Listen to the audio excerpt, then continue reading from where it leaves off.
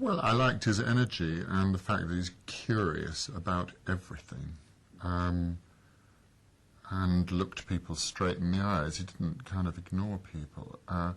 Curious about everything, but completely hopeless with the dishwasher, and couldn't even work out that there was an on-off switch. You know, he's in the kitchen surrounded by suds, and he hasn't actually turned the damn thing off. So that's endearing, and his curiosity is gives you a sense of his energy. But it wouldn't be enough were it not for the fact that he gets caught up in a human situation which is perhaps completely outside his experience and his education, where he's come from, or what he ever expected to encounter. And I liked the fact that he dealt with it sensitively.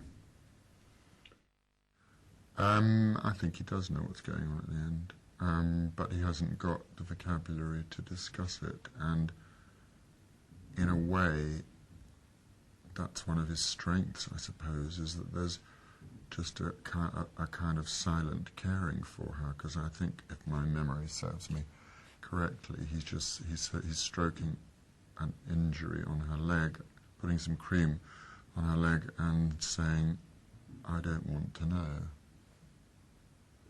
But as far as I was concerned, the way he said, "I don't want to know," said he already knew.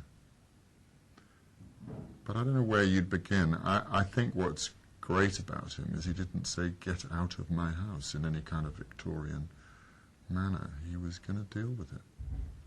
That was pretty grown up. I came back from America straight into, well, I think they were 2/3 of the way through the shoot. I decided to turn that to my advantage. I didn't have any option, you know, and I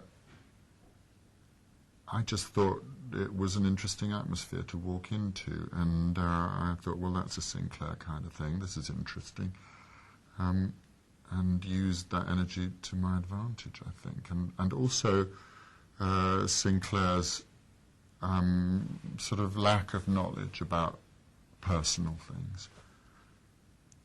So the difficulty was, of course, developing a proper relationship with Saskia, but I knew her from before, so that was easier than it might have been.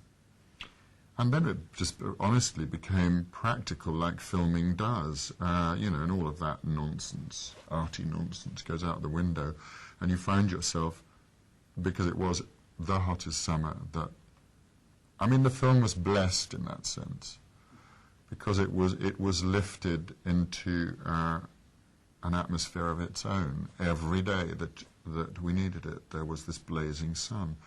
Sometimes more than we needed it. You know, we're shooting a picnic and the cheese is melting into the cloth. We can't eat it because it's now glue. And we were having to use sunshades. And it turned Cliveden and that area of the river into something mysterious and almost like out of Beverly Hills. If there were a river in Beverly Hills, that's what it would look like. So you were constantly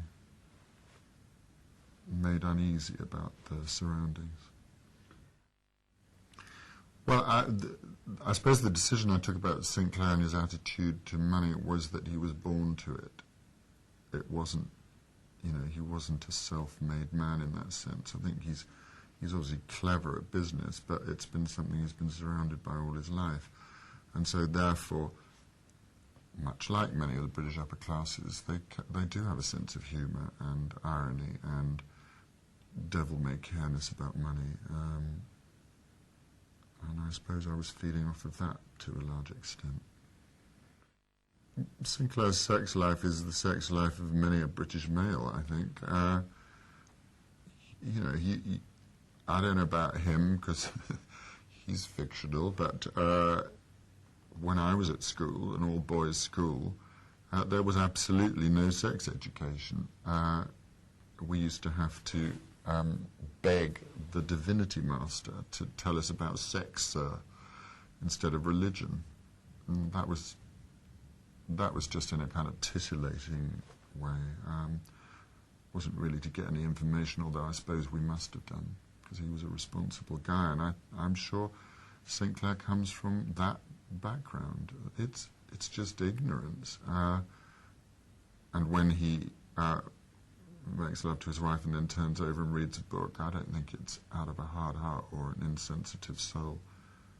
Just doesn't know that there might be more to it than that.